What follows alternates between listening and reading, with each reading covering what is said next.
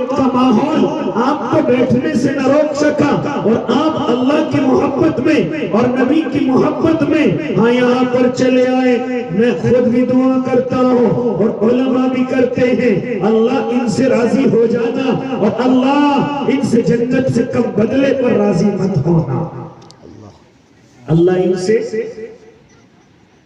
اس لیے معزز سامعین اعزام, میں آپ کے لیے زیادہ وقت نہیں بلکہ سنتے چلے جائیں.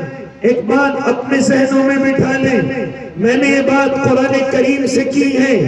ارے آپ جانتے ہیں, علماء سے سنتے رہتے ہیں, علماء آپ کو منبروں سے اور ان جلسے جلوسوں سے آپ کو سمجھاتے رہتے ہیں کہ آپ کو معلوم نہیں ہے کہ اللہ کے یہاں حسب نسب نہیں چلتے, اللہ کے یہاں خاندان بھی نہیں چلتے, اللہ کے یہاں برادریاں بھی نہیں چلتی, طاقت و قوت بھی نہیں چلتی, اس کے یہاں کوئی خاص رب بھی نہیں چلتا. ہاں, اس کے یہاں کیا چلتا ہے کیا آپ کو معلوم نہیں؟ قرآن کہتا ہے ان اکرمکم عند اللہ اتقاکم, میرے نزدیک تو مکرم وہ ہے, میرے نزدیک تو سب سے عزتوں والا وہ ہے, سب سے عظمتوں والا وہ ہے. برادری نہیں ہے, کوئی خاص خاندان نہیں ہے, کوئی خاص رنگ نہیں ہے, یہ نبی کے خاندان کا ہے ایسا بھی کچھ نہیں ہے, یہ کسی مولوی کی اولاد ہے ایسا بھی کچھ نہیں ہے, یہ کسی اللہ والے کے حسب اور نسب سے ہے ایسا بھی کچھ نہیں ہے. وہ میرے بھائی, قرآن کہتا ہے ان اکرمکم عند اللہ اتقاکم, میرے نزدیک تو مکرم وہ ہے جو سب سے زیادہ اس زمین پر اللہ سے ڈرتا ہے, جو سب سے زیادہ اللہ سے ڈر کر کے اس زندگی کو گزارتا ہے. کوئی اگر یہ سمجھے میں تو نبی کے خاندان سے ہوں جنت چلا جاؤں گا, بھلا مولوی کا بیٹا ہوں جنت چلا جاؤں گا, بھلا اللہ والے کی نسل سے ہوں جنت چلا جاؤں گا, میری برادری بلا ہے میں جنت چلا جاؤں گا, میرا رنگ خوبصورت ہے میں جنت چلا جاؤں گا, میں بلا بلا کام کرتا ہوں میں جنت چلا جاؤں گا.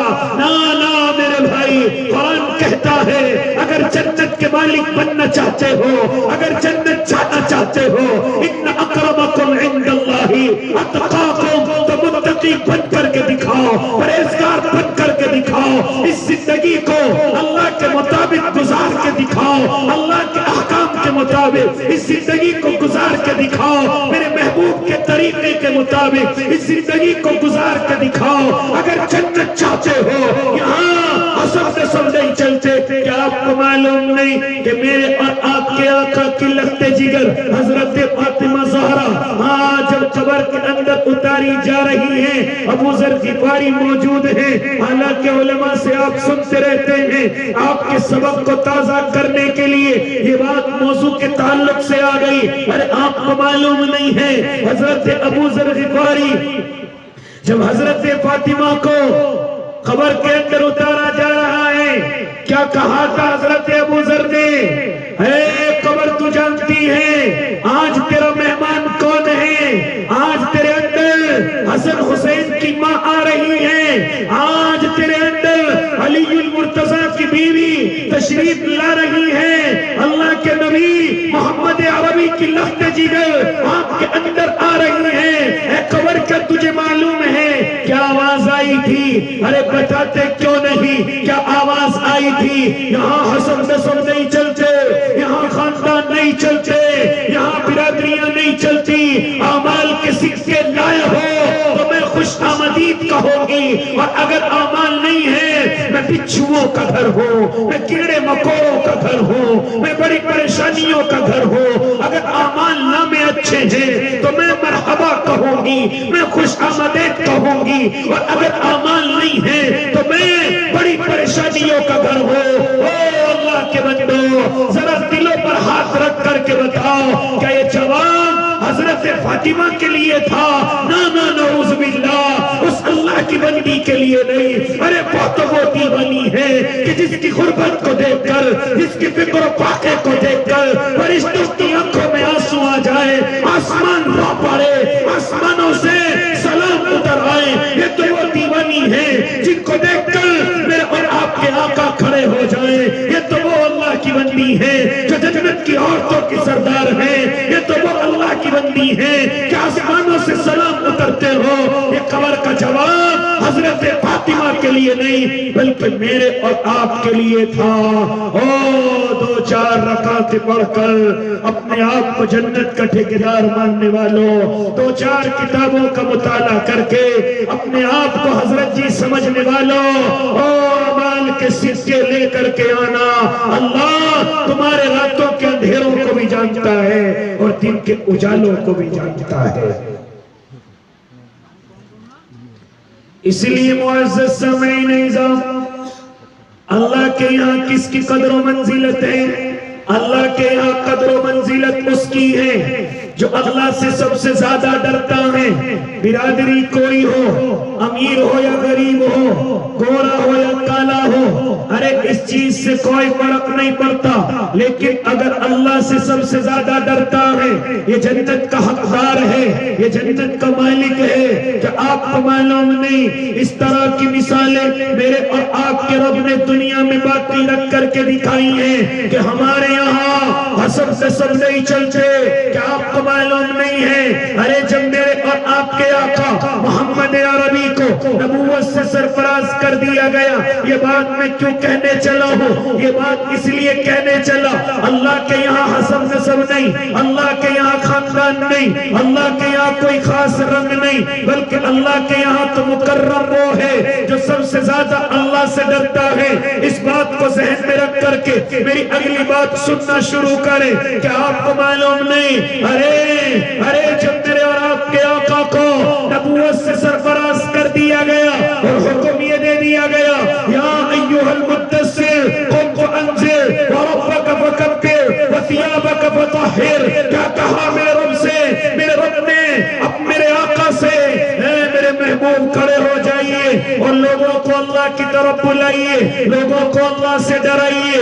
ارے میرے آقا کھڑے ہو گئے، لوگوں کو بلانے لگے۔ سب سے پہلے مخالفت کرنے والا کوئی اور نہیں ہے۔ ارے میرے آقا جب اپنے خاندان والوں کو بلا کر دین کی دعوت دے رہے ہیں، تبلیغ کر رہے ہیں، کیا کہا تھا اس وقت میں ابو لہب نے؟ تبا لک یا محمد، کیا کہا تھا؟ اے محمد تیرا نعوذ باللہ نس ہو کہ تو نے ہمیں اسی کام کے لیے بلایا تھا، ہاتھ میں پتھر بھی ہے۔ ہاں حالانکہ اگر دیکھو یہ ابو لہب اللہ کے نبی کے خاندان سے ہے، یہ ابو لہب مالدار بھی ہے، یہ ابو لہب نبی کا چچا بھی ہے۔ اگر اس کی خوبصورتی دیکھو تو مکے میں اس سے زیادہ خوبصورت نظر کوئی نہیں آتا۔ ارے آپ کو معلوم نہیں، لیکن چونکہ اللہ سے نہیں ڈرا، اللہ کے نبی کو نہیں مانا، ہاں یہ وہ ابو لہب ہے کہ جب میرے اور آپ کے آقا اس دنیا کے اندر تشریف لائے ہیں تو اس خوشی میں اس ابو لہب نے اپنی ایک باندی کو آزاد کر دیا تھا، جس کو علماء سعودیہ کے نام سے جانتے ہیں۔ ارے اپنی باندی کو آزاد کر دیا، لیکن جب میرے آقا دین کی دعوت لے کر کے چلے اور اس نے مخالفت کی ہے، حالانکہ خوبصورت ہے لیکن اللہ نے نہیں دیکھا، حالانکہ نبی کا چچا ہے اللہ نے نہیں دیکھا، حالانکہ مالدار ہے اللہ نے نہیں دیکھا، حالانکہ نبی کے خاندان سے ہے اللہ نے نہیں دیکھا۔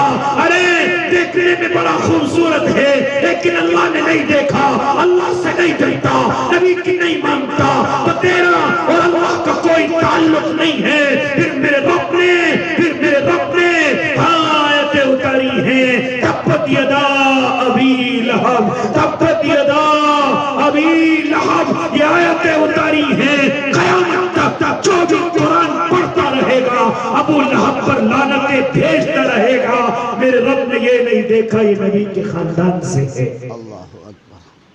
لیکن چونکہ اللہ سے نہیں ڈرتا، نبی کی نہیں مانتا، تو میرے رب نے کچھ نہیں دیکھا اور لعنتوں کا مستحق بنا دیا۔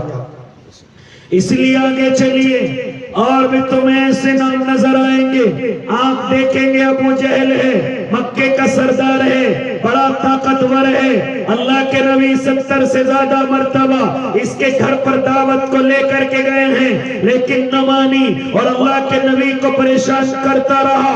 اور خالی اللہ کے نبی کو نہیں بلکہ جو بھی نبی سے جڑ جاتا، جو بھی نبی کی مان لیتا، جو بھی نبی کا ہو جاتا، ارے یہ اس کا دشمن بن جاتا۔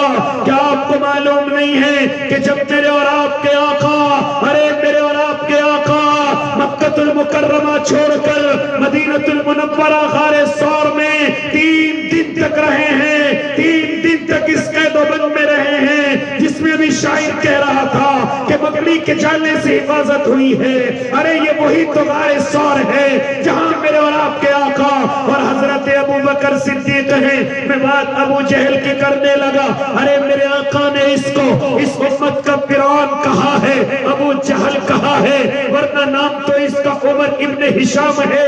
ارے لیکن اسے جاہلوں کا باپ اس لیے کیا گیا اور کہا گیا کیونکہ یہ اللہ کے نبی کو ستانے میں کوئی کسر نہیں چھوڑتا تھا، یہاں تک کہ جو بھی اللہ کے نبی سے جڑتا یا اللہ کے نبی کی معاونت کرتا یا اللہ کے نبی سے محبت کرتا یا اللہ کے نبی کی مدد کرتا، یہ اس کا بھی دشمن بن جاتا ہے۔ جب میرے اور آپ کے آقا غار ثور کے اندر موجود ہیں، ابو بکر بھی موجود ہیں، تو حضرت ابو بکر کی بیٹی کھانا لے کر کے پہنچی ہیں، لیکن دیکھا حضرت ابو بکر کے بیٹی کے سر سے خون نکل کر چہرے پر آ رہا ہے۔ اللہ کے نبی نے معلوم کیا، او ابو بکر کی بیٹی، او میری بیٹی، یہ خون کیسا ہے؟ کہا یا نبی اللہ رہنے دو۔ کہا کہ نانا او بیٹی بتا تو صحیح، یہ خون کیسے نکل کر کے تیرے چہرے پر آیا ہے؟ کیا فرمایا اس بیٹی نے؟ اللہ کے نبی میں ابھی آپ کے لیے کھانا لے کر کے آ رہی تھی، راستے میں کم وقت ابو جہل ملا ہے اور اس نے مجھ سے کہا ہے ارے ابو بکر کو بتلا کہاں ہے، اس کے ساتھی محمد کو بتلا کہاں ہے، تجھے معلوم ہے محمد اور تیرا باپ کہاں ہے، مجھے معلوم ہے۔ اور اے ابو بکر کی بیٹی تجھے بھی معلوم ہے کہ وہ دونوں کے دونوں کہاں ہیں۔ حضرت ابو بکر کی بیٹی نڈر ہو کر کے کہتی ہیں ہاں مجھے معلوم ہے لیکن تجھے نہیں بتاؤں گی، میں جانتی ہوں وہ کہاں ہیں لیکن تجھے نہیں بتاؤں گی۔ ابو جہل نے پھر معلوم کیا لیکن بیٹی نے منع کر دیا، چنانچہ ابو جہل نے ایک تماچا حضرت ابو بکر کی بیٹی کے چہرے پر مارا۔ بیٹی کہتی ہے میں اس تماچے کے لگتے ہی زمین پر گری ہوں، زمین پر کوئی پتھر پڑا ہوا ہے، اس پتھر میں میرا سر ٹکرایا۔ یا نبی اللہ یہ اس تماچے کا خون ہے، یہ اس تماچے کا خون ہے۔ کیا فرمایا تھا میرے آقا نے؟ جتنے بھی اس دنیا میں صحابی ہیں میں نے سب کے احسانوں کا بدلہ دے دیا۔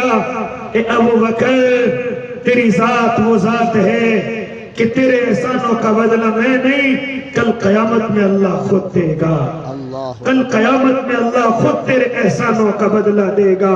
اس لیے ابو جہل بڑا سردار ہے لیکن اسے جاہلوں کا باپ کہا گیا، اسے وقت کا فرعون کہا گیا، اور میرے آقا نے اس کو اپنی امت کا فرعون کہا ہے۔ لیکن اگر دیکھو یہ تو نبی کا چچا ہے، یہ تو مکے کا سردار ہے، یہ تو بڑا طاقت والا ہے، یہ تو بڑا قوتوں والا ہے، میرے نبی نے اس کو دعاؤں میں مانگا ہے۔ ہاں کبھی میرے نبی نے کہا اے اللہ عمر ابن خطاب دے دے، اے اللہ عمر ابن ہشام دے دے، لیکن میرے رب نے عمر ابن خطاب کو دے کر کے عزتوں والا بنا دیا اور اس کو ذلیل کر کے پوری دنیا میں ذلیل کر دیا۔ ہاں لیکن کیا ہوا، کیسا ذلیل ہوا؟ جب بدر کے میدان میں بڑے متکبرانہ انداز سے پہنچا ہے اور اس کے دل میں بات یہ ہے کہ آج محمد کے اور اس کے ساتھیوں کا آج اس دنیا سے نام و نشان ختم کر دیا جائے گا، لیکن میرے اللہ نے اس کی طاقت کو گھمنڈ کو چور کر دیا، مٹی میں ملا دیا۔ جتنا بڑا طاقت والا ہے، جتنا بڑا سردار ہے، جتنا بڑا قوت والا ہے، جتنا بڑا تلوار چلانا جانتا ہے، لیکن میرے رب نے اس کو ایسا ذلیل کیا کہ تو بچوں کے ذریعے معاذ اور معاویہ کے ذریعے اس کو زمین پر ملایا اور عبداللہ ابن مسعود نے آ کر اس کی گردن کو اس کے تن سے جدا کر دیا۔ کوئی قدر و منزلت نہیں اللہ کے دربار میں۔ اللہ کے دربار میں تو عزتیں ان کی ہیں جو اللہ سے سب سے زیادہ ڈرتے ہیں، جو اللہ کے نبی کے طریقوں کو اپنی زندگی کے اندر لے کر کے آتے ہیں۔ ہاں، اور اس کی نشانی اور اس کی مثالیں اور عبرت کے واقعے رب نے میرے اور آپ کے سامنے رکھے ہیں۔ یہ تو میں سرداروں کی بات کرنے لگا، یہ تو میں اللہ کے نبی کے خاندان والوں کی بات کرنے لگا۔ جب نبی کو نہیں مانا، جب اللہ کو نہیں مانا، اللہ نے کیسا ذلیل کیا۔ ارے اس کے بالمقابل میرا رب خالی ذلیل نہیں کرتا، میرا رب عزتیں بھی دیتا ہے، میرا رب خالی ذلیل نہیں کرتا، میرا رب عظمتیں بھی بڑھاتا ہے۔ کیا آپ کو معلوم نہیں ہے؟ ارے ایک حبشہ سے کالا کلوٹا آیا ہے، جس کے خاندان کو کوئی نہیں جانتا، جس کے حسب نسب کو کوئی نہیں جانتا، اگر دیکھو تو مالدار نہیں ہے، بالکل غریب ہے، حبشے سے بھاگ کر کے آیا اور مکے میں آ کر کسی مکے کے سردار کا غلام ہو گیا، اور یہاں آ کر کے میرے آقا کے دربار محمد میں اقرار محمد کر چکا ہے، اور ایسا اقرار کیا کہ اگر دنیا کے کافر حضرت بلال کو گرم زمین پر لٹا دے، اوپر سے پتھر رکھ دے، اوپر سے پیر رکھ کر کے کھڑے ہو جائے اور کہیں اے بلال، یا تو اپنے جسم سے جان کو جانے دو، یا اللہ کو اپنے دل سے نکال دو، یا نبی کو اپنے دل سے نکال دو، زبان باہر ہے، کلیجہ منہ کو ہے، لیکن جیسے ہی لوگ یہ سمجھ کر کے چلے گئے بلال دنیا سے چلا گیا، لیکن جیسے ہی حضرت بلال کو ہوش آتا ہے کہتے ہیں احد احد احد، اللہ ایک ہے، اللہ ایک ہے، میں اپنے آقا کا غلام ہوں، میں ان کی غلامی نہیں چھوڑ سکتا، جان تو جا سکتی ہے لیکن آقا کی غلامی نہیں جا سکتی۔ ارے پھر جب ایسے اللہ سے ڈرنے والے اور نبی کے دیوانے اس زمین پر موجود ہوں تو پھر میرا رب ان کی عزتیں کیوں نہ کرے؟ ارے آپ کو بتلاتا چلو کہ جب میرے اور آپ کے آقا مکہ المکرمہ فتح مکہ کے دن جا رہے ہیں اور یہ اعلان کر رہے ہیں اِنَّا فَتَحْنَا لَكَ فَتْحًا مُبِينًا، یہ کہتے ہوئے میرے آقا مکے کے اندر داخل ہو رہے ہیں، اور آج شیطان کا منہ کالا ہونے والا ہے، اسلام کا بول بالا ہونے والا ہے، آج بتوں کی اور آج شیطانوں کی حکومت مکے سے جا رہی ہے، اور آج اللہ کا نام بلند ہو رہا ہے۔ ایسے وقت میں میرے آقا ارشاد فرماتے ہیں ارے کون اللہ کے نام کو بلند کرے گا؟ کون اللہ کے نام کو؟ کہ آج جب باطل الگ ہو گیا اور اسلام کا بول بالا ہو گیا، شیطان کا منہ کالا ہو گیا، کون ایسے وقت میں اللہ کے نام کو بلند کرے گا؟ میرے آقا تمام صحابہ کی طرف دیکھتے ہیں، وہاں ابو بکر بھی کھڑے ہوئے ہیں، وہاں حضرت عمر جو آپ کے رشتہ دار ہیں وہ بھی کھڑے ہوئے ہیں، حضرت عثمان اور علی جو آپ کے داماد ہیں وہ بھی کھڑے ہوئے ہیں، عبد الرحمن جو وقت کے مالدار ہیں وہ بھی کھڑے ہوئے ہیں، لیکن میرے آقا کی نظریں تمام صحابہ سے ہو کر کے آگے گزرتی ہیں اور نظریں بلال پر پڑتی ہیں۔ میرے آقا کی نظریں جب حضرت بلال پر پڑتی ہیں، میرے آقا ارشاد فرماتے ہیں او بلال، یہ ذمہ داری بھی آج آپ کی ہے، آج شیطان کا منہ کالا اور اسلام کا بول بالا ہوا ہے، او بلال ذرا اللہ کے نام کو بلند کر دو، ذرا اللہ کے نام کو اذان کے ذریعے سے بلند کر دو۔ ہاں بلال اس کعبے پر چڑھ جاؤ، بلال پر چڑھا نہیں جاتا، میرے آقا اپنے کاندھوں کو پیش کرتے ہیں، او بلال میرے کاندھوں پر اپنے پیر رکھ کر کے چڑھ جاؤ، بلال جوتے اتارنے لگتے ہیں۔ اللہ کے نبی کہتے ہیں او بلال یہ کعبہ تیرے جوتوں سے اچھا نہیں ہے، جوتے سمیت کعبے پر چڑھ کر کے اللہ کا نام بلند کر دے۔ اللہ اکبر۔ جب کوئی اس زمین پر اللہ سے ڈرتا ہے، اللہ انعام سے بھی ایسا ہی نوازتا ہے، اللہ انعام بھی ایسے ہی عطا کرتا ہے اپنے نبی کے ذریعے۔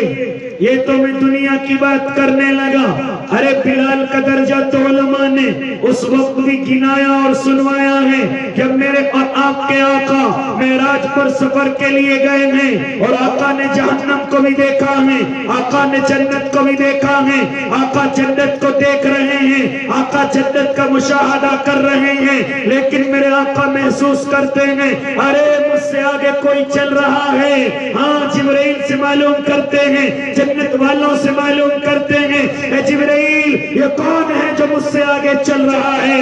حضرت جبرائیل فرماتے ہیں آقا یہ کوئی اور نہیں ہے، یہ آپ کی امت کا کالا کلوٹا بلال حبشی ہے، اللہ کو اس کا ایک عمل اتنا پسند آتا ہے یہ چلتا زمین پہ ہے اور اللہ اس کے پیروں کی آہٹ روزانہ ہم جنت والوں کو سنواتا ہے۔ اللہ روزانہ،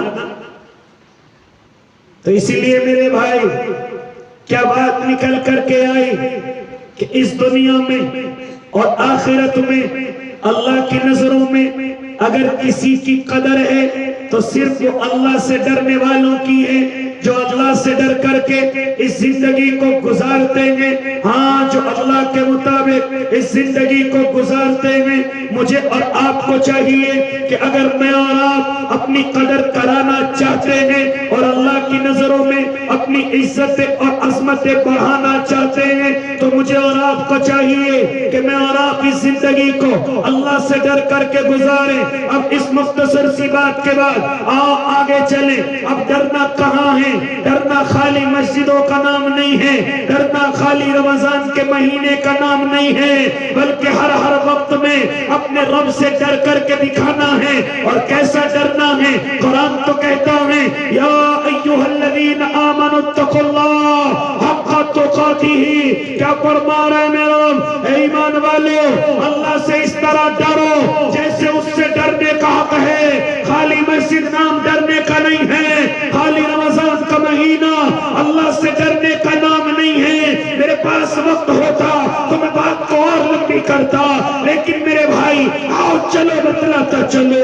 ارے مسجد سے نکل کر اگر بازار میں جاتے ہیں پھر کیوں اللہ سے نہیں ڈرتے؟ جب اپنے گھروں پر پہنچتے ہیں پھر کیوں اللہ سے نہیں ڈرتے؟ جب کسی شادی بیاہ میں پہنچتے ہیں وہاں کیوں اللہ سے نہیں ڈرتے؟ کیسے سنتوں کا مذاق ہے، کیسے نبی کے طریقوں کا مذاق ہے، ارے کیسے سنتوں کی دھجیاں اڑائی جاتی ہیں۔ کہاں چلا گیا ڈر؟ کہاں چلا گیا اللہ کا بندہ ہونا؟ کہاں چلا گیا نبی کا عاشق ہونا؟ میں اور آپ مسجدوں کے علاوہ کہیں ڈرنے والے نہیں ہیں۔ بازاروں میں کھڑے ہو کر جھوٹ بولتے ہیں، خریدتے ہیں تو جھوٹ بولتے ہیں، بیچتے ہیں تو جھوٹ بولتے ہیں، گھروں میں جاتے ہیں تو جھوٹ بولتے ہیں، بیاہ اور شادیاں کرتے ہیں تو غیروں کی رسمیں میرے اور آپ کے اندر ہیں۔ نبی کا طریقہ کہاں ہے؟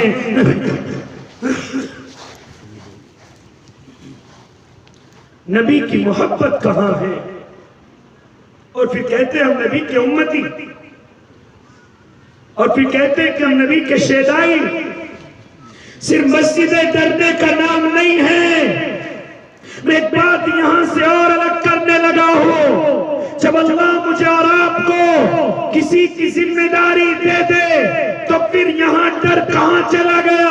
اللہ نے مجھے اور آپ کو ذمہ دار اگر بنا دیا، چاہے ہاں اپنے گھر کا ذمہ دار ہے، اپنی بستی کا شہر کا ذمہ دار ہے، اپنے صوبے علاقے کا ذمہ دار ہے، ہاں پھر اللہ کا ڈر کہاں چلا جاتا ہے؟ میرے اور آپ کے اندر ڈر نہیں ہے، حالانکہ نبی کی حدیث کہتی ہے کلکم راعٍ وکلکم مسئول عن رعیتہ، او لوگو تم میں ہر ایک ذمہ دار ہے اور کل قیامت کے میدان میں اس سے اس کی ذمہ داریوں کے بارے میں پوچھا جائے گا، سوال کیا جائے گا۔ ہم نے تمہیں ذمہ داری دی تھی، بتاؤ تم نے ذمہ داری کو کہاں تک ڈر کے نبھایا، کہاں تک اللہ کے مطابق نبھایا؟ یہ میرا اور آپ کا رب کل قیامت کے میدان میں مجھ سے اور آپ سے سوال کرنے والا ہے۔ ہاں کہو گے ہمارے سامنے آئیڈیل نہیں ہے، ارے آئیڈیل ہے میرے اور آپ کے آقا۔ جب میرے آقا کو ذمہ دار بنایا گیا کیسی ذمہ داری نبھا کر کے گئے، کیسے اللہ سے ڈر کر کے گئے۔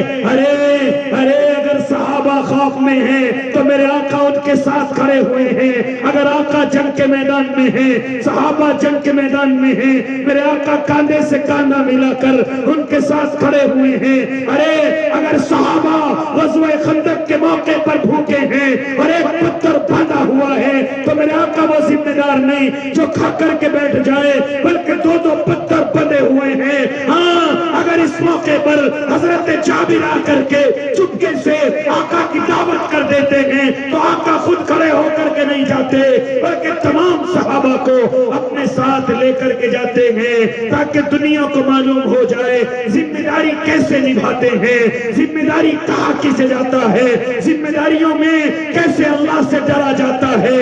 حالانکہ میرے آقا تو وہ ہیں کہ ان کی بھوک اور پیاس کو دیکھ کر حضرت جبرائیل روتے ہوئے اتر کر کے آئے اور ارشاد فرماتے ہیں آقا اگر آپ چاہیں تو ہم یہ احد پہاڑ سونا بنا کر کے آپ کے برابر میں کر دیں. کیا فرمایا میرے آقا نے؟ ارے میں ایک وقت میں بھوکا رہ کر اللہ کے لیے صبر کرنا چاہتا ہوں، دوسرے وقت میں کھا کر اللہ کا شکریہ، اسے کہتے ہیں ذمہ داری. پھر میرے آقا کے بعد ہاں کچھ ایسے دیوانے آئے جنہوں نے ذمہ داریوں کو نبھایا اور اللہ سے ڈر کر کے نبھایا. کیا آپ کو معلوم نہیں ہے حضرت ابو بکر کا دور خلافت ہے، بات یہ طے ہو گئی. ارے جتنی ہمارے محلے کی بیچاری غریب بوڑھیاں ہیں ان کی عمریں زیادہ ہو چکی ہیں، ان کے گھروں پر کوئی کام کاج کرنے والا نہیں، ان کی خدمت کرنے والا کوئی نہیں، لہذا صحابہ ہم آپس میں ذمہ داری لگاتے ہیں کہ جو بھی بوڑھی اماں ہیں ہم ان کی خدمت کریں گے. لہذا بوڑھی اماں کے نام لکھ دیے گئے، آگے صحابہ کا نام لکھ دیا، ادھر بوڑھی اماں کا نام ہے، ادھر عثمان غنی کا نام ہے، ادھر بوڑھی اماں کا نام ہے، ادھر علی المرتضیٰ کا نام ہے، ادھر بوڑھی اماں کا نام ہے، ادھر حضرت عبد الرحمن کا نام ہے. ارے تم سب کو ان بوڑھی اماؤں کی خدمت کرنی ہے. لیکن ایک بوڑھی اماں ایسی ہیں جن کے نام کے آگے کسی کا نام نظر نہیں آتا.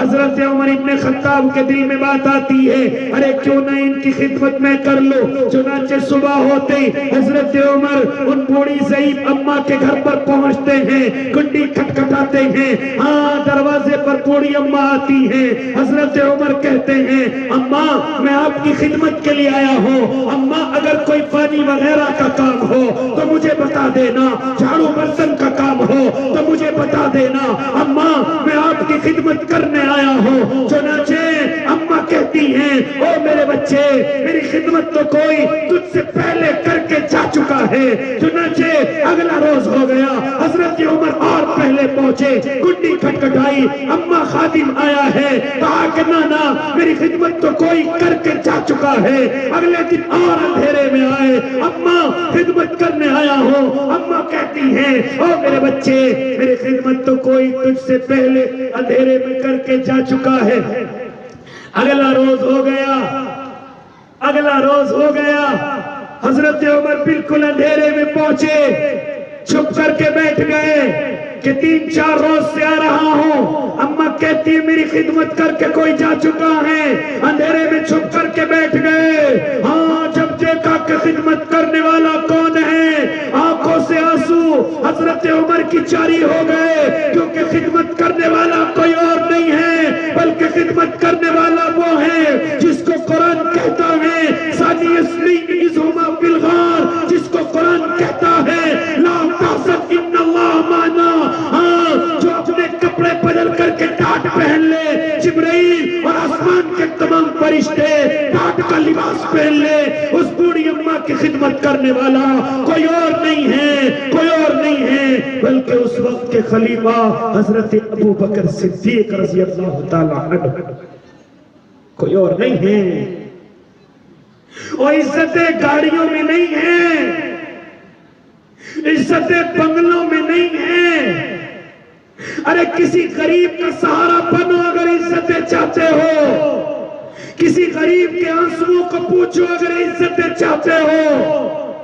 جن کے گھروں میں بیٹیاں جوان ہیں ان کو کو عزتوں کے ساتھ ودا کرنے کی سوچو اگر عزتیں چاہتے ہو۔ آج مسلمان صرف بنگلوں پر محنت کر رہا ہے، گاڑیوں پر محنت کر رہا ہے، مہنگے کپڑوں پر محنت کر رہا ہے، مہنگی شاپنگ پر محنت کر رہا ہے، ان میں عزتیں نہیں ہیں۔ عزتیں اگر چاہتے ہو تو آؤ صحابہ کی طرح غریبوں کے سہارے بنو، آؤ بھوکوں کو کھانے کھلاؤ، آؤ پیاسوں کو پانی پلاؤ، آؤ ننگوں کو کپڑے پہناؤ، آؤ غریبوں کے آنسوؤں کو پوچھو، آؤ اپنے مسلمان بھائیوں کا آپس میں ساتھ دو۔ اگر عزتیں چاہتے ہو تو جو قرضوں میں ڈوبے ہوئے ہیں ان کو نکال کر کے اوپر کھڑا کر دو، جو بے قصور جیلوں میں بند ہیں ان کو نکال کر کے لاؤ، آؤ کسی غمگین کے غم کو ہلکا کر دو۔ اگر عزتیں چاہتے ہو،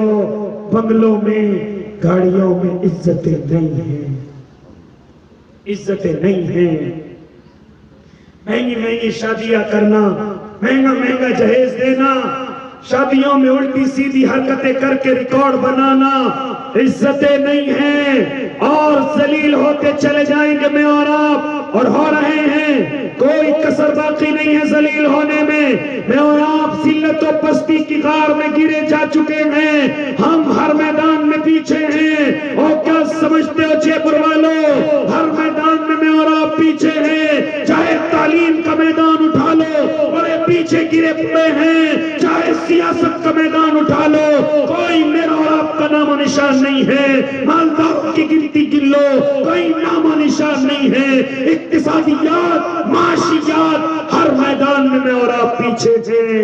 اور پھر بھی بنگلوں کی طرف، پھر بھی گاڑیوں کی طرف، آپس میں کوئی سہارا نہیں، آپس میں کوئی محبت نہیں۔ ہاں مجھ میں اور آپس میں یہ چیز تو ملے گی، تو کافر، تو جہنمی، تو مومن نہیں، تو کافر، تو فاسق، تو منافق، یہ چیزیں تو ملیں گی میرے عالم میں۔ ارے یہ بلا کام کرتا ہے تو منافق ہے، ارے یہ تو بلا کام کرتا ہے تو باغی ہے، ارے یہ تو بلا کام کرتا ہے جہنمی ہے۔ میں اور آپ ایک دوسرے کو صرف کفر کے فتوے لگانے میں لگے ہوئے ہیں، صرف ایک دوسرے کو برا بنانے میں لگے ہوئے ہیں، حالانکہ دیکھو کہ دنیا ایک پلیٹ فارم پر آ چکی ہے۔ کیا کہا تھا میرے آقا نے، کیا فرمایا تھا میرے رب کے نبی نے کہ اے میرے صحابہ، میری امت پر ایک زمانہ آئے گا، ایک زمانہ آئے گا کہ جب دنیا کی تمام قومیں ایک جگہ میرے مسلمان میری امت کے خلاف ہو جائیں گی، میری امت کے خلاف ہو جائیں گی، وہ ان کی آپس کی جو دشمنیاں ہوں گی وہ آپس میں ختم کر دیں گے۔ ہاں جس کو قرآن کہتا ہے وقالت اليہود لیست النصارى لیست اليہود وقالت النصارى، ہاں قرآن کہتا ہے یہ آپس میں ایک دوسرے کی برائی کرتے ہیں، نصارہ کسی بھی راستے پر نہیں ہیں، یہودی کسی بھی راستے پر نہیں ہیں، لیکن میرے آقا ارشاد فرما رہے ہیں قیامت جب قریب آ جائے گی یہ تمام کی تمام قومیں جو آپس میں نفرتیں کرتی ہوں گی، جو آپس میں لڑتی جھگڑتی ہوں گی، لیکن ایک وقت آئے گا کہ تمام قومیں میری اس معصوم امت کے خلاف ہو کر کے ایک پلیٹ فارم پر جمع ہو جائیں گی، اور سب کے سب میری امت کو مارنے کے لیے اس طرح چلیں گے، اس طرح ایک دوسرے کو دعوت دیں گے کہ جیسے کہ میزبان اپنے دسترخوان کی دعوت دیتا ہے کہ آؤ جتنا کھانا ہے کھاؤ، ایسی دنیا کے لوگ آپس میں ایک دوسرے کو دعوت دیں گے آؤ جتنے مسلمان مارنے ہیں مارو۔ یہ میں اپنی بات نہیں کر رہا، یہ میں اپنے آقا کے الفاظ بتلا رہا ہوں کہ وہ زمانہ نہیں آیا کہ تمام قومیں ایک پلیٹ فارم پر نہیں ہیں، کہ تمام قومیں میرے اور آپ کے خلاف نہیں ہیں، لیکن ارے ڈر ان کا نہیں ہے، وہ پوری دنیا ایک جگہ ہو جائے، خطرہ ان سے نہیں ہے اور گیلا بھی ان سے نہیں ہے، وہ تو اپنا کام کریں گے، لیکن میرے بھائی میری اور آپ کی محبتیں کہاں ہیں؟ میرے اور آپ کا ایک دوسرے سے مل کر کے بیٹھنا کہاں ہے؟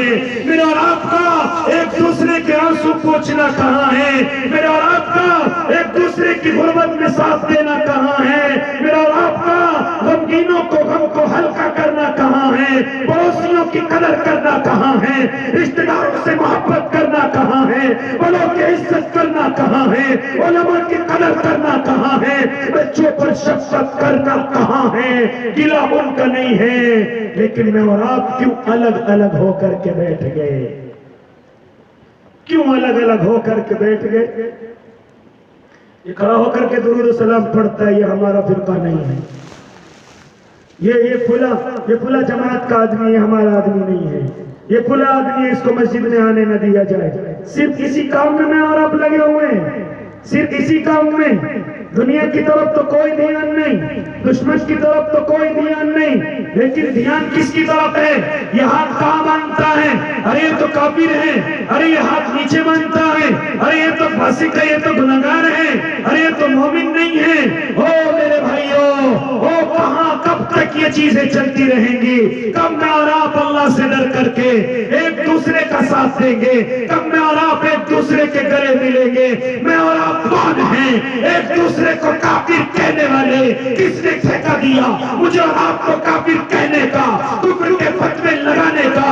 حالانکہ میرے اللہ کے نبی تو سب کو ایک جگہ جمع کر کے گئے، ہاں کبھی کسی منافق کا نام نہیں بتایا، حالانکہ میرے آقا کو پتا تھا کون منافق ہے، کون اسلام کا دشمن ہے، کون داڑھی اور ٹوپی لگا کر اسلام کو نقصان پہنچانے والا ہے۔ لیکن میرے آقا نے کبھی حضرت حذیفہ کے علاوہ کسی اور کو نہیں بتایا، یہاں تک کہ کبھی کبھی کسی منافق کی بھی نماز پڑھا دی، کہیں فتنہ نہ ہو جائے، کہیں فساد نہ ہو جائے۔ میرے آقا تو ایسے جوڑ کر کے گئے، اور میں اور آپ آپس میں ایسے آپ کو توڑنے میں لگے ہوئے ہیں۔ ایک دوسرے سے بولنا پسند نہیں، کسی کے غم میں شامل ہونا پسند نہیں، کسی سے آپس میں غم کو ہلکا کرنا پسند نہیں، نقصانوں پر آپس میں ہنستے ہیں۔ او اللہ کے بندو، میرے آقا اس امت کو ایک کر کے گئے ہیں، ایک کر کے گئے ہیں۔ او اس امت کو توڑنے والوں، کل میرا اللہ اور میرے آقا قیامت میں دامن پکڑ لیں گے۔ کیوں توڑا تھا میری اس امت کو جس کو میں چھوڑ کر کے آیا تھا، جس پر میں محنت کر کے آیا تھا؟ کیوں توڑ دیا تھا آپس میں؟ کیوں اپنی ایک ایک اینٹ کی مسجدیں بنا کر کے تم آپس میں نفرت کرنے لگے تھے؟ کیا جواب دیں گے؟ ارے میں اور آپ تو کافر کہنے میں لگے ہوئے ہیں، حالانکہ وہ نماز پڑھتا ہے، حالانکہ وہ اللہ کا کلمہ پڑھتا ہے۔ میں اور آپ کون ہیں کہ آپ نے علماء سے نہیں سنا کہ جس نے اس زمین پر رہ کر کے ایک مرتبہ بھی کلمہ پڑھ لیا، اللہ اس کو بھی جہنم سے نکال کر جنت میں داخل کر دے گا؟ میں اور آپ کون ہیں نمازی اور روزگاروں کو کافر کہنے والے؟ کیوں نہیں میں اور آپ؟ اس لیے میرے بھائی، آؤ ہر جگہ پر اللہ سے ڈرنے والے بنے، آؤ ہر جگہ پر اللہ کے بندے، نیک بندے بنے اور نبی کے عاشق بنے۔ اللہ اگر مجھے اور آپ کو ذمہ داری دے دے تو پھر اس ذمہ داری کو نبھاؤ۔